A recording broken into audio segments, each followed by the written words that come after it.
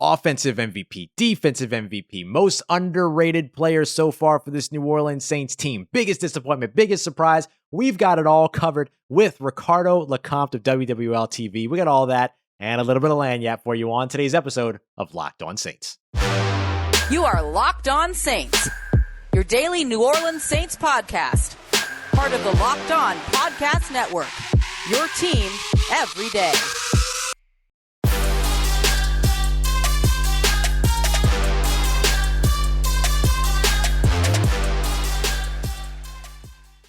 What is good, Who Dat Nation and Who Dat family? Welcome into another WWL Wednesday here on Locked On Saints, your daily podcast covering the New Orleans Saints, part of the Locked On Podcast Network, your team every day. Thank you so much for making us your first listen of the day every day. And don't forget that we're here with you and free and available on all platforms, including on YouTube. I am your host, Ross Jackson, at Ross Jackson Nola on Twitter, Canal Street Chronicles, Locked On NFL, and here with you every single Monday through Friday on Locked On Saints. And we got a long-form WWL Wednesday here for you today. Ricardo LeCompte, sports anchor over at WWL-TV, has come through to talk through some superlatives and start to look ahead to that Seattle Seahawks game as well. Before we get to Ricardo, want to remind you today's episode of Locked On Saints is brought to you by our great friends over at McDonald's, who have been serving the community since 1965. And listen, McDonald's isn't just a great place for you to get tasty and affordable meals. It's an unofficial community center. We give a big thank you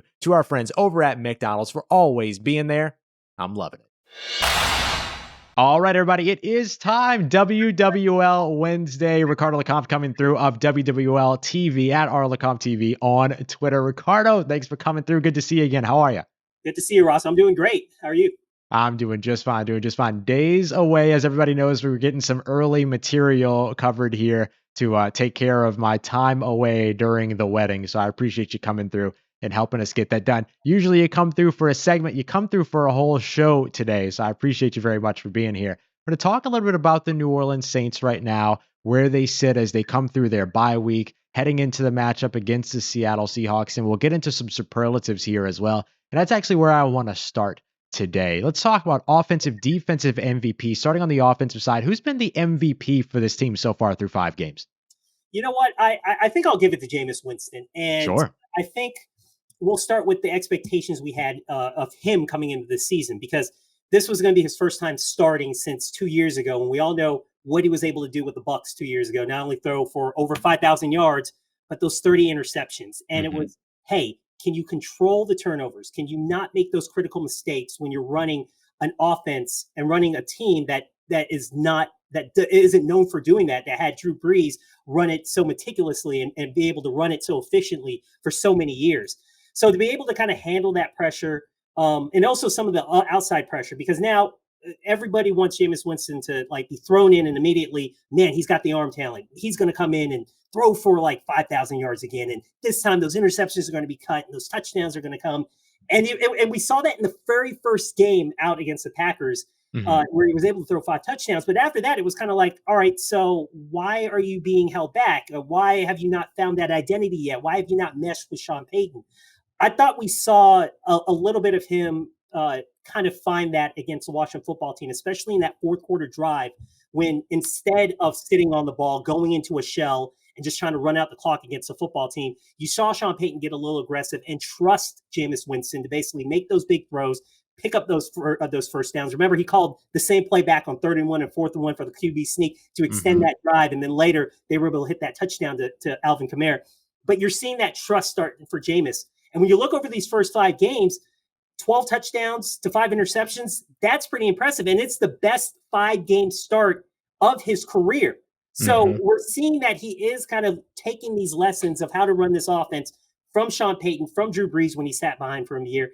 And now he's starting to lead this offense in a way that I think we're going to see the potential of this offense potentially get to where they could be under Jameis Winston. So I'll give him the MVP simply because he's taken that role, taken all that pressure of trying to perform, and he's actually done his job.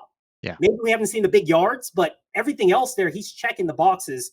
And so far, this offense is still being able to make enough plays to win. And I think we're going to see more of that growth as we get onto this, I'll say second half. It is hard to say with 5 games, but I'll say the second half of the Saints schedule. Yeah, absolutely. Look, Jameis Winston right now, this New Orleans Saints offense near the bottom of the league when it comes to passing yards, but near the top of the league when it comes to scoring in the passing game, passing touchdowns. What wins the game, yards or touchdowns?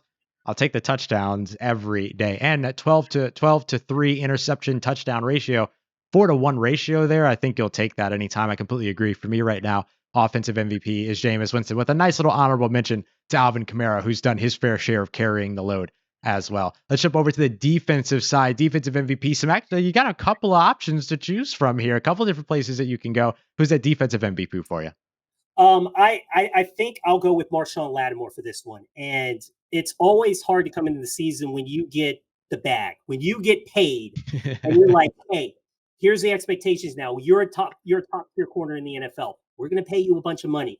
And usually you can kind of be like, all right, you've arrived and you can, I got my payday. I don't know what else motivation that you can have here, but I think the start to his first 5 games have been very incredible, especially with, all the question marks you've had outside of Marshon Lattimore. Who's going to line up on the opposite end of corner? You have so many losses there on that secondary, particularly in the front 7, that you were going to have a lot of pressure playing that number 1 corner, trying to shut down the opposing team's best wide receiver. And you were going to have to be like, hey, this is why they paid you all this money. You've got to be a top tier defender, especially in that secondary. And he's been able to live up to that this year. And I think through these first 5 games, the way he locked down, especially in this last game against Terry McLaurin, had 6 passes defended and basically put in check one of the more explosive wide receivers, number 1 wide receivers in the league, was just the icing on the cake in terms of going, hey, he's having a good start. He has established himself as a number 1 corner. And for me, he is the MVP defensively for this team. And when you see a corner like that shut down half the field like that, that's big for a defense, especially for a defense missing so many pieces. And when they start getting all those pieces back in the second half of the season, along with that shutdown corner, you've got to feel good about this defense moving forward. Yeah, absolutely. I think I'll give a little bit of a shout out to Demario Davis as well, right? Demario Davis has always been a fantastic leader for this team and has stepped into a larger leadership role with that sort of leadership area kind of vacated with the retirement of Drew Brees. He stepped into that so far extremely well. Let's do one more most valuable. Let's talk about the most valuable player yet to hit the field for the New Orleans Saints. A couple options here with Michael Thomas, David Onyemata, Tre'Quan Smith, and others, maybe even Will Lutz. Where do you go for this one?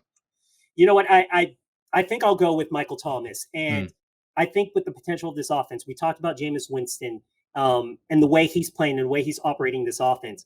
Now you add in a Michael Thomas to that. And so it's more so in those critical 3rd down situations, because what did we see when he was with Drew Brees? When you saw those 3rd and 4s, 3rd and 6s, 3rd and 7s, Drew would just had Michael Thomas and it was an automatic first down. The Saints are struggling in 3rd down conversions right now. You get Michael Thomas in that, you're going to extend more drives. You're going to have more scoring opportunities. And it's just another weapon, because right now, even though we're seeing wide receivers in this room make plays, we still don't have someone just being the alpha. And the one that, hey, we need a big play downfield, this is who we're going to go to. Right now, it's just kind of by committee. And then maybe you can even say Alvin Kamara is his go-to right now.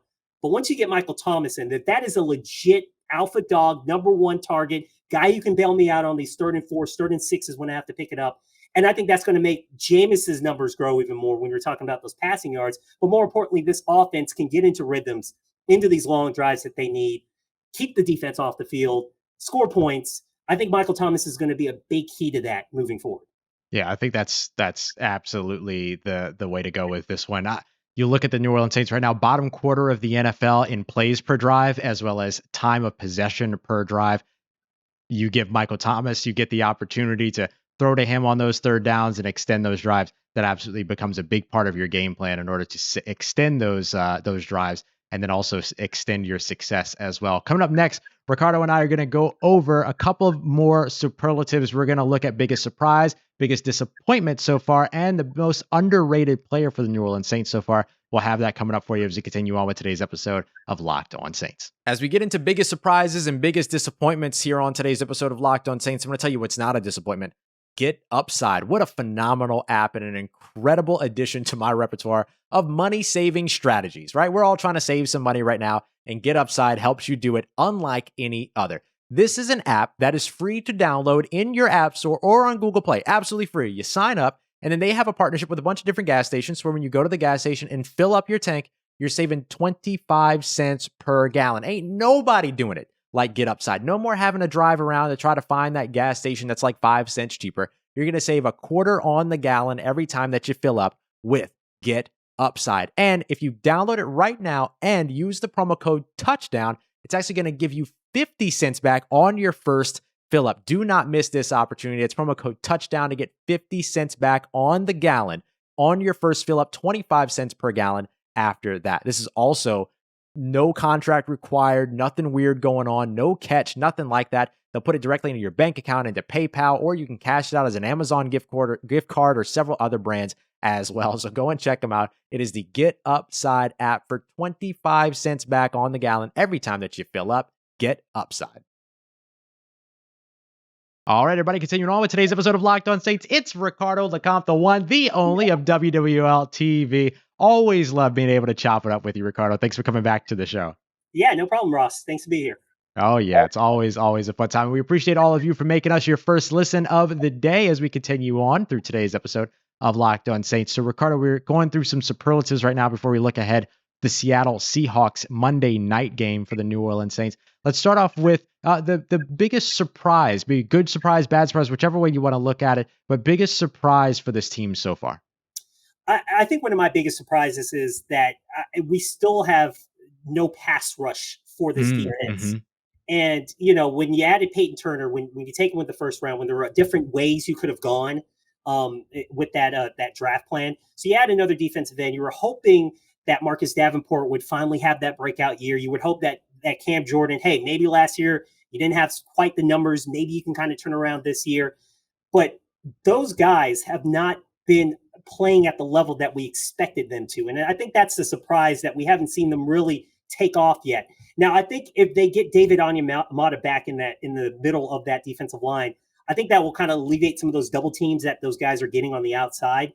But if you're just looking at like production outside of maybe Peyton Turner in that Carolina Panthers game, these guys have not been able to produce. And we know, of course, Marcus Davenport's been hurt, which, you were hoping that he was going to be healthy. Yeah. But not seeing Cam able to perform, and pretty much these defensive ends, you're seeing Carl Granderson, who, make some plays, but not enough to make impacts. And Passanio is, he's there, but not to the level where they're making it difficult for opposing offenses and stopping them and making it difficult. It's not happening. And I think that's kind of a surprise, especially when we talk about how good this defense is. When we're talking about all the levels, we automatically assume, hey, the pass rush is going to be just as stellar if the defense is putting up all these numbers, but it hasn't. And the sack numbers are some of the lowest in the NFL. So I think I'm a little bit surprised that they haven't performed as well as I think we projected them to be. Yeah, no, I have to completely agree there. I think for me, the biggest surprise outside of exactly that, the lack of pass rush for this team so far, has been the defensive rookies. We talked about it over on WWL last week. We talked a bit about, Peyton Turner, Pete Werner, and Paulson Adebo. I just realized all three of the defensive rookies that they drafted, all their first names start with a P. There's a theme here. I didn't realize that. Alliteration. That's fine. It's great. That's right. Peyton, Pete, and Paulson. Absolutely. Absolutely love it. Wait up for the season 2 next season coming out on your favorite radio station or television station, whatever it might be. But I do think that they've been a little bit of a pleasant surprise. Like you mentioned, Peyton Turner had that great debut against the Carolina Panthers. Hasn't really gotten back up to that. He's been battling some injuries and things like that throughout. But Pete Werner, the last 2 games that he's played, has led this team in tackles with double digits, filled the stat sheet in other ways as well. Paulson Adebo, 2 interceptions, 2 red zone interceptions. This team has been phenomenal in the red zone so far this season. Only 5 of 14 possessions in the red zone for opposing teams that they've allowed for a touchdown. That's tied for first in the NFL, just over 35% conversion rate, while they're converting over 90% over on the offensive side, 13 for 14.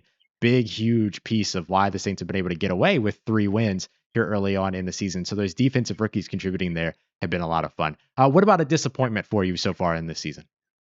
Well, I think outside of that pass rush, I think that would be one of my disappointments, one of the main disappointments.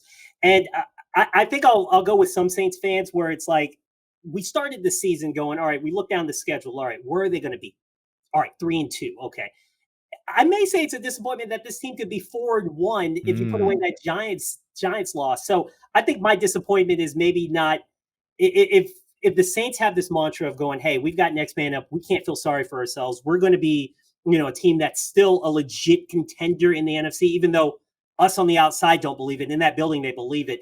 Maybe there's a little bit disappointment that they should be better going into the bye week than they are. I'll say maybe that would be my disappointment.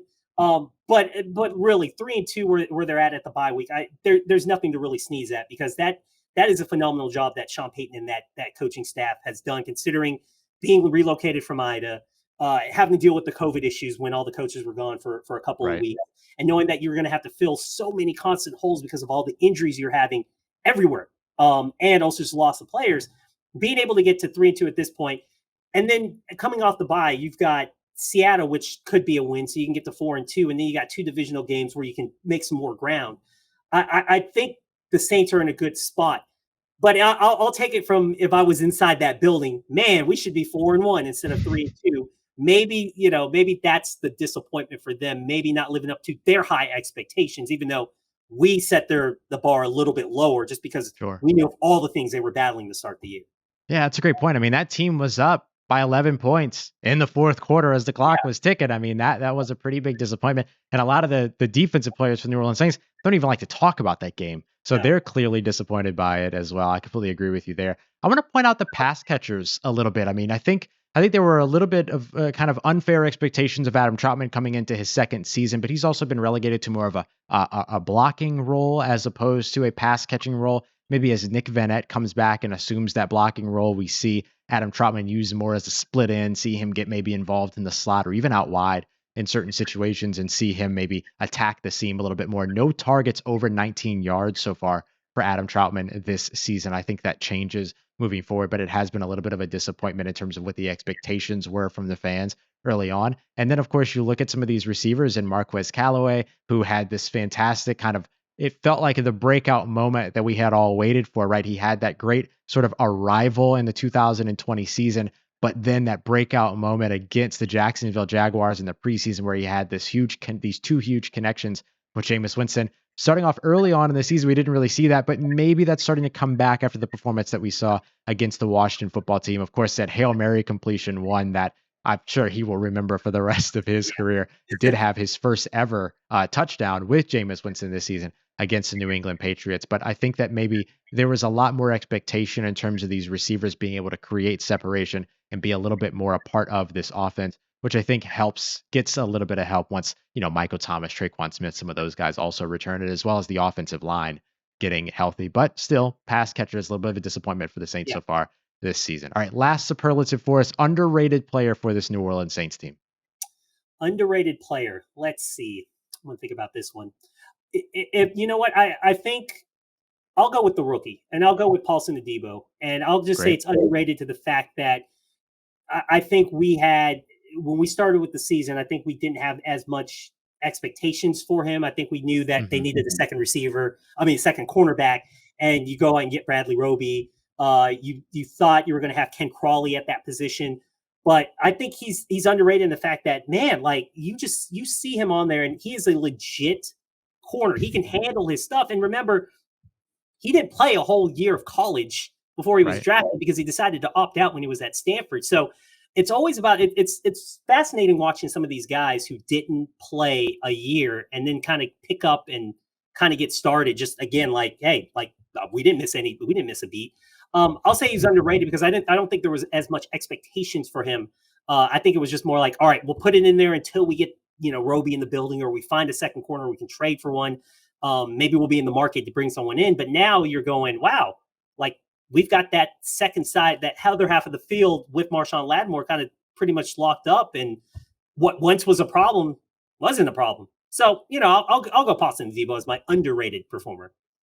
Yeah, that's another really good spot to look at, is just that cornerback spot as a whole, as a pleasant surprise for this team thus far. As you mentioned, coming into the season, there was a lot of concern around it. Now Bradley Roby can't even get on the field for more than 20 snaps so far. And I know that there were a lot of sort of question marks around Paulson Adebo and his confidence level, but his bounce back game against Washington football team after struggling a bit against the New York Giants, I think there's some really good signs toward that. And we'll see. He's got a big matchup coming up against some Seattle wide receivers, regardless of who the quarterback is, up against the Seahawks. We'll talk about that more in just a sec. But my underrated player, I'm going to show my guys some love here. I'm going to go with Blake Gillikin. Listen, Blake Gillikin should have been the special teams player of the week for week 5. I can't believe.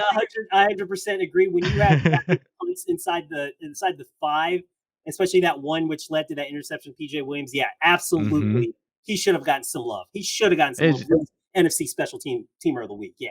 Yeah, absolutely. All due respect to TJ Edwards. I love myself a blocked punt. All right. But when you punt 53 of them things and they go out of bounds within the three times in a game, come on. You have to show this guy some love. So I'm going to shout him out as our underrated player for this one because he's been outstanding in flipping the field for the New Orleans Saints. The Saints love their hidden yardage game, their special teams, Blake Gillikin. Thank goodness they stashed him away last year because he's been great. Replacing a legend himself, much like Jameis Winston is with Drew Brees, with, of course, the now New York Jet, Thomas Morstead. Coming up, we're going to dive into the Seattle Seahawks game upcoming here in just a moment. What would a win mean to the New Orleans Saints? Ricardo, myself, will talk about it here as we continue on with today's episode of Locked On Saints. Today's episode of Locked On Saints is brought to you by McDonald's, who have been serving communities since 1965. McDonald's is more than just a place to get a tasty and affordable meal. It's an unofficial community center. It's a place where friends and family come to reconnect, where classmates can go for a study group, where I've gone to get that dependable Wi-Fi to get a fantasy football draft done. Endless supplies of fries and McFlurries as well, and everything that you need, whether your classmates, your teammates, your opponents, competitors, doesn't even matter. The home team, the away team, y'all have a home at McDonald's and a place to recharge. This is a place that you can always look forward to stopping on a long road trip to rest your legs and refuel. I remember going to McDonald's when I was actually driving across the country. Every time that I stopped, unless it was a gas station, of course, to refuel, I always went over to the McDonald's that was nearest to get myself a big old soda to help me get through the rest of that drive. So I'm eternally grateful to McDonald's overall that time. And then, of course, I remember stopping there as a child after my football games, my basketball games, after church. I'm realizing I went to McDonald's a lot when I was a kid. And you know what? I'm grateful for it, and you should be grateful for it too. So go ahead and head over to McDonald's to refuel and reconnect. Hey, did somebody mention that Locked On Saints listener party yet, or the watch party yet? Because I'm willing to make sure that takes place. Let me know. Hey, you know how it goes. Let's do the jingle right here. 1, 2, 1, 2, 3, 4. Ba-da-ba-ba-ba. I'm loving it. Oh, y'all got me cheesing with the fun, but hey, ain't nothing more fun than some Built Bars as well to help you get through your day, or just a snack. Sometimes I munch on these things just like they are candy bars because they taste like candy bars. So go and check them out. It's BuiltBar.com. Best tasting protein bars on the market. I tell you about them all the time because I love them and because I live by them. Look, here, let me show you. You ain't gonna be able to catch this on the audio side. Check out my big old bucket of Built Bars right here. Look, we are not messing around in this household when it comes to the Built Bars. You hear me? These are all going for that. That's coming to the wedding, all that other stuff. Like they're going to be gone by the time that you see this, but that's all coming with us. So go and check them out. Get a big old bucket of Built Bars on your own too. Go ahead and buy yourself a couple of boxes. Best way to do it, sample box. You get 2 of all 9 of the standard flavors, and then there's a bunch of limited edition flavors that rotate all the time too. I'm not messing around when it comes to Built Bars. Neither should you. So I'm going to help you get 15% off with that promo code LOCK15, LOCKED15 for 15% off at BuiltBar.com.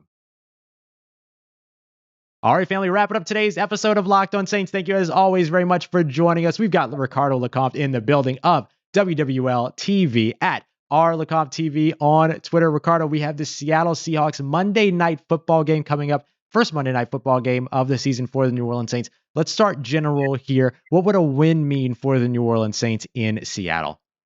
Well, you get to 4-2, and I think that's a good spot to be in, especially when you've got 2 divisional games after that coming up with the Bucs and the Falcons. This is a really good spot for them to pick up a win, get some more momentum, and really build on I think offensive identity. And I think we can probably establish this more for the Saints in this game, especially when you're going against another porous defense like Seattle. We got to see them kind of operate effectively against another porous defense the week prior.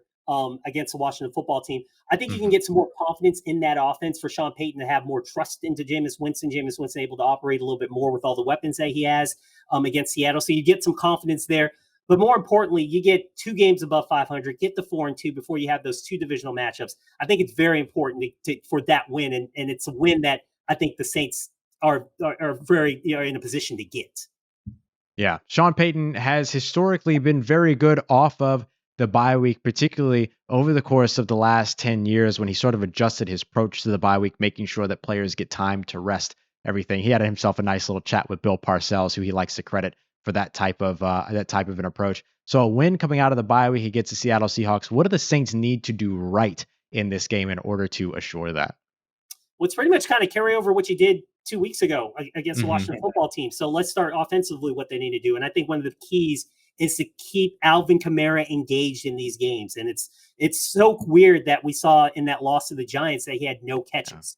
And it's like, all right, he needs to be involved in that because that's such a great outlet for Jameis Winston to have, especially when you don't have Michael Thomas to throw to. Keep Alvin Kamara engaged. He wants to carry the rock. I think the touches, I know there's some kind of load management they want to do with Alvin Kamara. Obviously, you don't want to get him to a point where you're like, man, we got to kind of curve that as we get later in the season. But I think this is a good thing coming off a bye that he can get 20, 25, maybe if you want to push to 30 touches, but get him more involved, especially in that passing game, and give Jameis Winston some options, especially when you get those third and short situations. I think that's going to be key offensively. I think defensively, outside of that, because you don't have Russell Wilson, which I think is a big factor here in terms of that extending plays and that improvisational stuff that he's able to do and extend plays past the normal rush of 5, 6, 7, 8. You've got someone in Geno Smith. I think this could be a game where you see Cam Jordan, where you can see some of the other rushers, Peyton Turner, get pressure and start building off of that. They need a game to just build off that to go, hey, you know what? These games prior, we've been close, but we haven't quite gotten to the quarterback. Let's actually get to the quarterback in this game. Kind of build those sack numbers, get something to build on. So at least you have that element of the defense working because the other levels are working. The linebackers are doing their job. The secondary have done an outstanding job. Now it's time for that pass rush to start going. And I think they can I think it's more advantageous with Geno Smith in the pocket rather than Russell Wilson in the pocket. So I think those are the things that they can build on going into the Seattle game. Absolutely. Hey, look, mobile quarterbacks, no mystery that they've given the Saints fits for years now. So certainly something that you would love to see with the adjustment here over to Geno Smith. Ricardo, before we get you out of here, taking a look one more time at the Seattle Seahawks New Orleans Saints game coming up on Monday night. So it's not going to be Sunday. Get their first primetime Monday night game for this one. The Saints traveling to take them on in Seattle. What do the Saints have to do in terms of their preparation to get ready for that environment? That is a big time home field advantage situation for the for Seattle. The Saints defense going up against that Seattle offense, regardless of who's under center, they'll have a little bit of a hard time, I imagine, because of those fans in attendance. Yeah, and the one good thing they can lean on is, hey, we play in a loud stadium ourselves in the Superdome, right. and it's just the roles get reversed, where you're going to hear more of that noise when you have the rock versus when you're defending it. So we talk about defenses having the Saints defense have to communicate when they're in the dome. It's going to be the same thing for the offense when they're there, facing that 12th man and in Seattle. And and one of the telling things I remember when Jameis Winston said a couple weeks back, when Cesar Ruiz came in, right when Eric McCoy got hurt and he had to come in, they were on the road and they had not adjusted to the noise and all that. So the communication was off on the line. We have not seen any communication issues after that because they've gotten used to that and they've understanding where they're coming for the protections and all that. I know it's a loud environment in there and they're going to have to worry about the communication stuff, but it's not like they haven't seen it before. And it's not like it's going to, you're starting a whole new center again, or you have different pieces on your offensive line. You're hoping when you come out of the bye week that you'll have a healthy offensive line. Of course, we'll see what happens as the week progresses here before we get to Monday night, whether you're going to see Teron Armstead and Eric McCoy back. We'll kind of understand that. But at least if you get one of those two guys back, and you still have that cohesion on the offensive line. So the offensive communication is going to be big. That's what they're going to have to prepare for in Seattle. But I think they'll be up to handling it, unlike they did, against the Carolina game when you're just filling in somebody because someone just went down. I that's the one thing they have to worry about. But I think they'll manage that. Yeah. Hey, look, I think there's this misconception that it's only loud when the opposing offense is on the field in the Superdome. It's loud all the time in that Caesars Superdome. So absolutely, they're a little bit more conditioned than maybe other teams going into that environment. Ricardo, always a pleasure to have you here on the show for our WWL Wednesdays. We appreciate you coming through to keep up with everything going on with Ricardo. Make sure you follow him on Twitter at @LeCompte of TV, and we'll be seeing you again here soon, homie. All right, Ross. Appreciate it. All right, y'all. One more big thank you to Ricardo LeCompte of WWL-TV coming through for the long form WWL Wednesdays. Gotta love it.